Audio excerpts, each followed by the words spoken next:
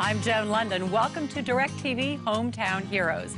We travel all over America to communities large and small to find stories about DirecTV subscribers who perform extraordinary acts of kindness and courage every day. Good, very good. Tonight, meet a Gulf Coast doctor who has refused to let natural or man-made disasters keep her from treating her patients. Good. Now we see anybody who walk in the door. You should be able to get the same quality of care here in Biola Battery as you do in New York City, in Chicago, or any place. Travel to California to see how the LA riots gave birth to a nonprofit group that provides opportunities to at-risk teenagers. 6, 7, 8. It's exciting. It's really fun to see them learning new things and coming here, the excitement on their faces, to be a part of this, and it's really thrilling. And pay a visit to a national forest in Wisconsin where today's school children are tomorrow's environmentalists. It's a first-time experience for them, and it can be 100th time for us, and that's what makes it special, is sharing that love that we have with the students. Good job. Good job, you guys. You did it. This is DirecTV Hometown Heroes. People get ready, there's a train coming, picking up passengers from coast to coast. All you need is faith to hear that diesel humming. You don't need no ticket, you just get on board. Tonight we get started with a story about a topic that seems to be worsening. Experts estimate that as many as 18,000 Americans die each year because they lack health insurance coverage. There are still a few doctors left who treat their patients whether they're insured or not. We found a very special one in a tiny town in Alabama. Correspondent Jennifer Santiago has more. Biola Battery, Alabama. It's a tiny fishing village that's been nearly wiped out by 2 major hurricanes in the past 10 years. Most of the 2,500 people who live here struggle to make ends meet. In poor communities like this, good medical care is nearly impossible to come by. Luckily for the people of Biola Battery, they've got Dr. Regina Benjamin. So let's get up here. Let's see what's between your ears. Deep breath. Good. We see anybody who walk in the door. You should be able to get the same quality of care here in Biola Battery as you do in New York City, in Chicago, or any place. Nobody goes without treatment as long as Regina is in this community. Growing up in a small community not far from here, Regina Benjamin never dreamed of being a doctor. I didn't have any role models to look at. I didn't see my first black physician until I was in college. What her upbringing taught her was the importance of giving back. My mother and my grandmother basically instilled that it was important to do for others. And you have a responsibility, if you can, to help. To pay off her school loans, Dr. Regina was required to practice medicine where it was needed most at a government clinic in Biola Battery. I realized there was a whole group of people who weren't getting care. They wouldn't come to the government clinic. They were too proud. They worked. They wanted to take care of their families. They didn't want to take government handouts. And so they were going without. Any swelling in your feet? Yeah. To address that problem, Dr. Regina opened her own clinic, making ends meet by moonlighting in a nearby ER. Then her luck took a turn for the worse. Her trouble began in 1988 when Hurricane George swept through Biola Battery and destroyed her office. George brought in 4 feet or so of water. You know, we lost everything, all our papers, everything, our phones, everything. But Dr. Regina was determined to carry on. During the 2 years it took to rebuild her office, she did what most doctors never do anymore. She made daily house calls. Being able to go and see the patients in their home environment is what community medicine is about. I'm able to understand them better, be able to understand what their true needs are.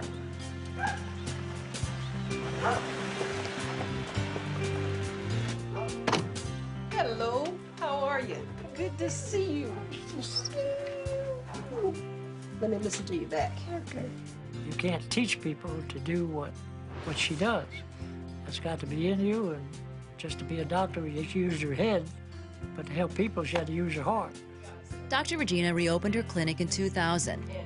Then, a few years later, disaster struck again. Hurricane Katrina decimated Bayou La Batre and left most of the town homeless. After the hurricane, she personally got in her truck and located every one of her patients.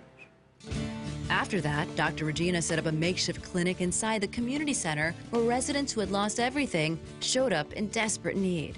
She was flooded out. She didn't have no clinic, but she still put the people ahead of herself. We got some copy paper, and I cut it in 4 pieces and made prescriptions. She told me, she said, you call the drugstore and tell them to have their medicine ready and send me the bill. We didn't charge anybody anything. We didn't charge anybody anything for the next 2 years. In fact, treating her patients for free was nothing new. It's not a money game with Regina. Regina cares about the people. You know, that's her top priority. I'm gonna listen to your heart. Okay. I've seen people go to Regina for treatment. A month later, they bring her back a pint of oysters or a bag of shrimp or a pound of crab meat. After months of rebuilding, Dr. Regina was set to reopen the clinic on January 2nd, 2006. Then, once again, disaster. We finished everything. Everything was perfect. And New Year's Eve night, I got a call. There's been a fire, and it had burned down. It was the 3rd time in 8 years that the clinic was destroyed. The cause of the fire was never determined. I really don't know how she keeps going. I really don't. But she just smiles and says, let's start again. Dr. Regina says the community response after the fire inspired her to rebuild one last time. There's one older lady who sent $7, and it says, to help rebuild the clinic. And so I said, well, if she can find $7, I will find the rest. So what we're doing now is gonna finish the outside of the building so it'll look nice. Dr. Regina worked around the clock to raise the money needed to rebuild, and when we visited, the new clinic was well on its way. Hello. Hey, I'm gonna look at this handrail and see if it's what you're looking at. Her hope is that it'll be hurricane-proof and a true community center for medicine. Medical home is the newest model of medical care right now. It's a way which you treat patients with a team approach, wellness and prevention. We've always put it in practice, but we want a physical building to put our medical home in, and so this will be the building for our medical home. But whether her office is temporary or permanent, everyone around her sees Dr. Regina as a vital part of the community. It is a family practice, and that's how she handles the patients, like family. She's my hero because I look up to her about everything. When you go in to see a doctor, you want to feel special. She does that to you. Sometimes I think she's crazy as hell for doing it for free. Some doctors make millions of dollars. Regina don't care about making money, but to really describe Regina Benjamin, I would say she's got the biggest heart of any doctor that I've ever known. And then I'll check on those results. They ought to be ready. Dr. Regina says she's just living up to her medical oath to always make her patients her highest priority. My job as a physician is to give them good medical care. But in addition to that, I wanted them to have a place that they were comfortable coming in and didn't feel like they were a number. We wanted to be healthcare with dignity and to be able to keep their pride, keep their dignity. Dr. Regina recently won a $500,000 MacArthur Foundation Genius Grant. She travels the country lobbying on behalf of medical care for the poor. And for her tireless dedication to providing medical care to the underserved, we're proud to call Dr. Regina Benjamin a DirecTV hometown hero. Coming up next, teenagers in Los Angeles use the stage to learn important lessons about life. I feel like The Unusual Suspects will definitely help me in my life because they put you on the right path. Everything that they say is positive. And later, we'll go from the heart of the inner city to the Wisconsin wilderness, where school children are given an education in conservation. Well, they're learning that there's critters in there, whether we see them or not, they're there. And that's their environment, that's their home, and we don't want to ruin it. For more information on these and all of our stories, go to directtv.com/heroes. You're watching DirecTV Hometown Heroes. I'm Joan Lunden. In the city of Los Angeles, on-time high school graduation rates have dropped below 50%. But there are ways to keep at-risk teenagers motivated and inspired. We found a unique arts program that does just that. Los Angeles, California. Some call it a city built on dreams. But just 15 miles away from the hustle and bustle of Tinseltown, in the urban neighborhoods of the city, dreams are much harder to come by. 5, 6, 7, 8. 1, 2, 3, 4. But thanks to a nonprofit theater arts group called The Unusual Suspects, thousands of youngsters in LA's inner city are getting the opportunity to dream big. Are you gonna let him talk to her like that?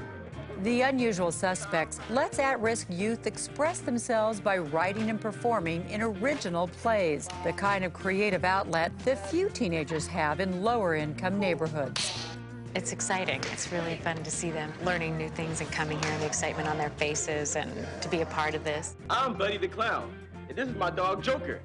And the goal is to empower them, to give them a voice, and to foster pride, self-confidence, and racial tolerance. Laura Lee is a working actress whose credits include CSI, Bones, and ER. Tamika, hey, it's Laura Lee calling. How are you?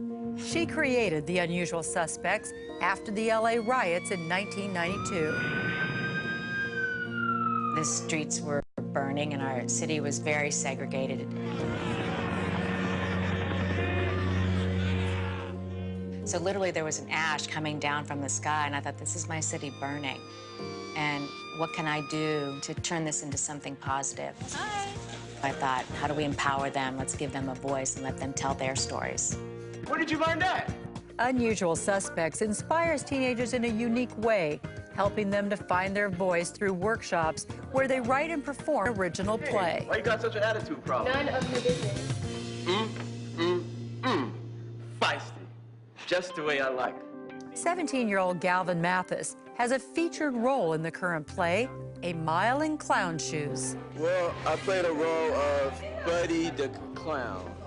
And then no clown's complete without a red nose. Galvin says Unusual Suspects is about much more than just performing. They take the time to put us all together, make sure we have something to do after school or something to do in the summertime, and like really help us not only with theater but in life as well.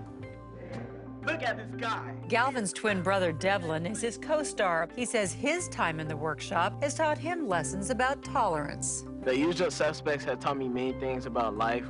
You know, I learned how to work more with people, how to adapt to different people and their likings and their personality traits.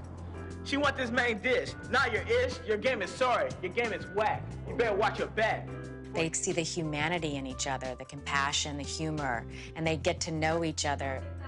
The teenagers spend hours each week learning their lines, building sets, blocking scenes, and rehearsing. All the while, they're learning teamwork, responsibility, and respect for others and self.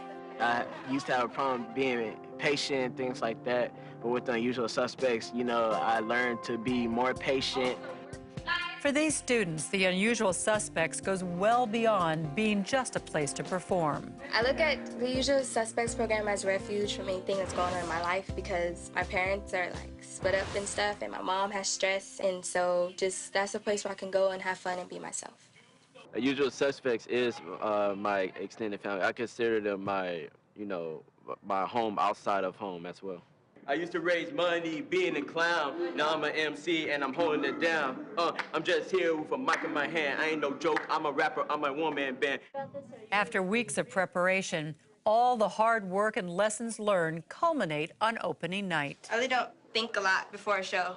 Just kind of go out there and do it. I'm very excited about the show. We've got a good audience here tonight, so I'm sure a lot of the kids' parents are here and family and stuff. And so we've got a lot of support for the kids, which is really great. Finally, the lights come up and dreams become a reality. Everybody, listen! Joker can talk! He's a talking dog! Everybody think you crazy. This may look like just a performance, but to these youngsters fortunate enough to take part in Unusual Suspects, it's that and a whole lot more. I feel like the Unusual Suspects will definitely help me in my life because they put you on the right path. Everything that they say is positive. There's no negative feedback or nothing like that. The people in the Unusual Suspects, they make me feel very much worthy and hopeful. The first year I came here, it was because I was on probation. I was teaching school, and if it wasn't for this program, I wouldn't go to school at all. For Laura Lee, 16 years of running the Unusual Suspects hasn't diminished her commitment to making a difference in the lives of teenagers. I think these kids are so precious and they have so much to offer. And so to give them a chance to empower them to tell their stories, to discover who they are and what they are capable of is an amazing thing to watch.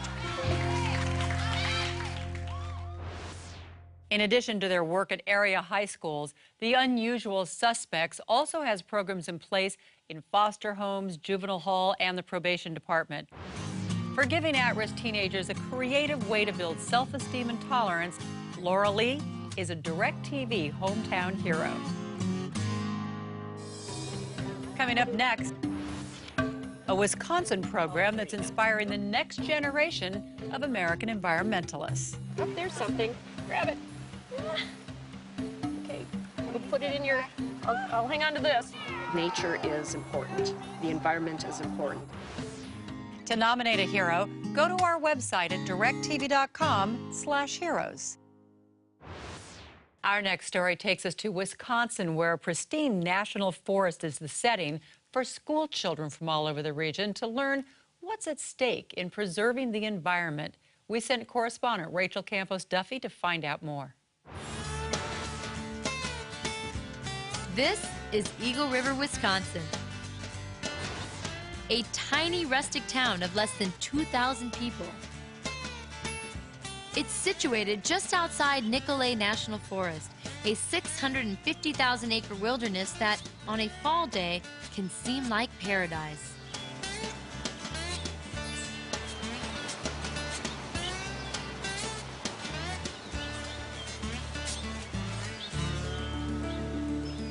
I traveled here to meet Maggie Bishop, Executive Director of Trees for Tomorrow.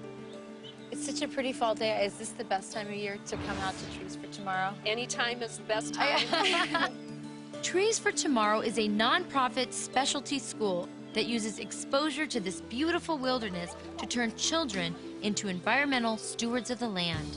We teach students from kindergarten up through Elder Hostel, which is 55 and better, about natural resource issues and how to conserve our environment.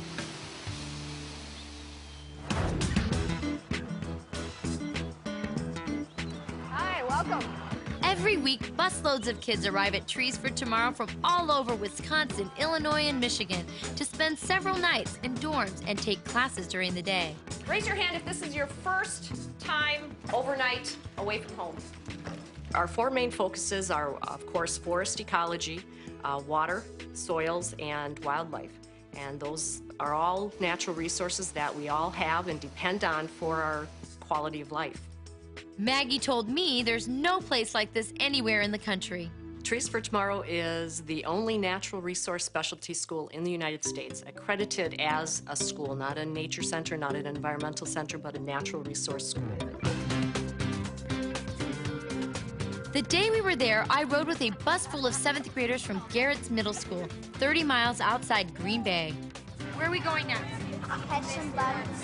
Catch bugs. What, you like to catch bugs? Yeah. What are your favorite bugs? Ladybug, yes. That's my favorite bug, too. When we take kids out, especially inner city students, it's a first-time experience for them, and it can be a 100th time for us, but it's a first time for them, and that's what makes it special, is sharing that love that we have for the environment with the students. 1, 2 is right there, 3 is right here.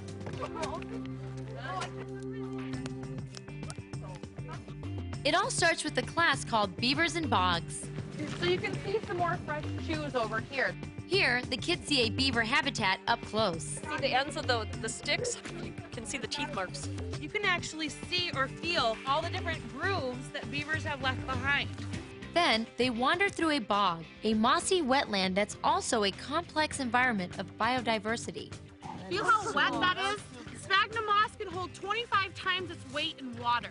Whoa! Look at that. They're unfamiliar with being on something so different. Holy moly! And for them to be able to just stand there and kind of bounce up and down on a piece of land, it's a little different for them. And I think they think it's a little scary. Oh my God! But they always have tons of fun.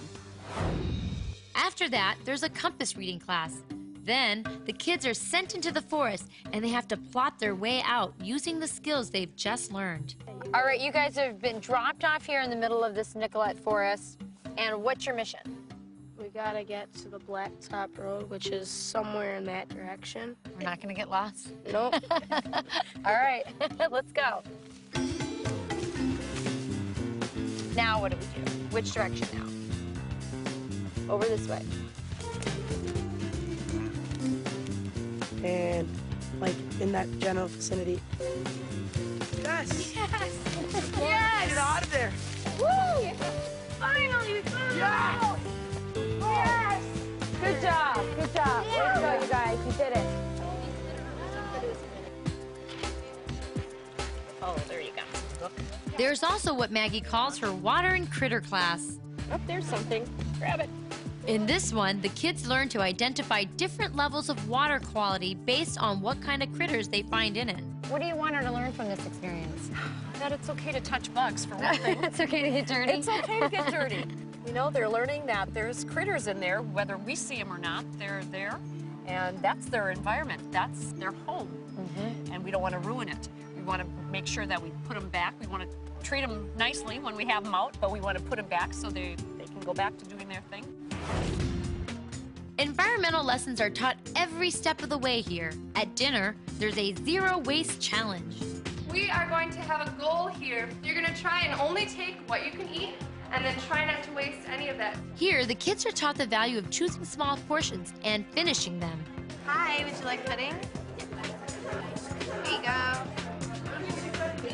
They even crown a compost king and queen. Good job, Jim. What the compost king and queen is going to do is they're going to oversee you guys finishing up your meals. Finish it. And don't forget that piece that you had on your carton. In my book, we made most of them lick up the cheese left in their bowl. But otherwise, yeah, that was good. Kids are here only 4 days, but they come away with, in just 4 days, a passion for the environment. It's hands-on.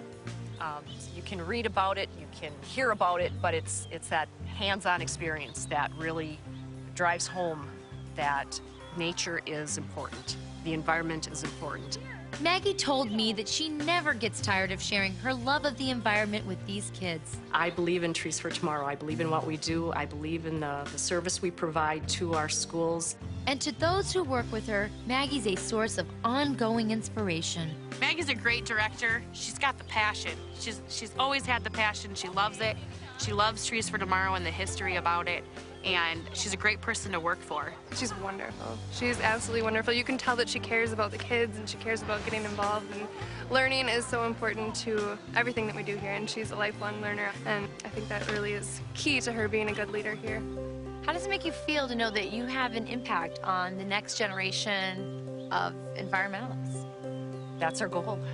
That's our goal. And with every school group, we evaluate ourselves to make sure that we met our goal to reach and educate, create environmental stewards for our future, because it's my future, it's my grandchildren's future, and I want it there for them as well. Like other nonprofit organizations around the country, Trees for Tomorrow is feeling the pinch of the tightening economy, but Maggie says they'll go on no matter what. For dedicating her life to motivating the environmental stewards of the future, we are proud to call Maggie Bishop a DirecTV hometown hero. Finally, tonight's hero update. Last season, correspondent Mark Istook told us about the very special bond between Augie Nieto and Luke Christie, two friends united by their commitment to raising funds for the Muscular Dystrophy Association. Well, Augie recently told us that a cure for Lou Gehrig's disease gets closer every day. More on that after this look back. Though 35 years apart in age, Augie and Luke couldn't be more devoted to their cause or more devoted to each other. Augie and I are bonded because we both have a passion for finding a cure. We have isolated genes. He created Augie's Quest, an organization dedicated to finding a cure for ALS. Then he joined forces with the Muscular Dystrophy Association, which battles diseases of the nervous system. It was through the MDA that Augie met a teenager who would change the path of his life. This is Luke Christie, a 14-year-old MBA Goodwill ambassador. He makes countless public appearances to help raise money for the MDA. Unlike Augie, Luke never knew anything but a wheelchair. I was diagnosed with spinal muscular atrophy when I was about 14 months old. I've never been able to walk. When Augie first met Luke at an MDA function in 2006, the two hit it off immediately. But Luke could see that Augie was struggling with his condition. That's when the youngster taught Augie a life-changing lesson. There's just so many things that you still can do. Why mourn what you can't do? What was it about Luke that helped change your perspective? It made me feel better about myself. I love you, man. I love you. Augie Nieto continues to defy the odds. He told us that he and his researchers have isolated 30 genes that are unique to people diagnosed with ALS or Lou Gehrig's disease, and Augie remains hopeful that a cure is within reach. The inspirational stories you've just seen show how DirecTV subscribers are changing lives in their communities, whether it's providing free medical care to the uninsured or transforming the lives of at-risk teens. These unsung heroes show us how we can all make a difference. Thanks for watching. We'll see you next time on DirecTV Hometown Heroes. Until then, I'm Joan Lunden. People get ready, there's a train coming, picking up passengers from coast to coast. All you need is faith to hear that diesel humming. You don't need no ticket, you just get on board. And I'm getting ready now. I'm gonna get on board, yeah. You don't need no ticket, you just get on board.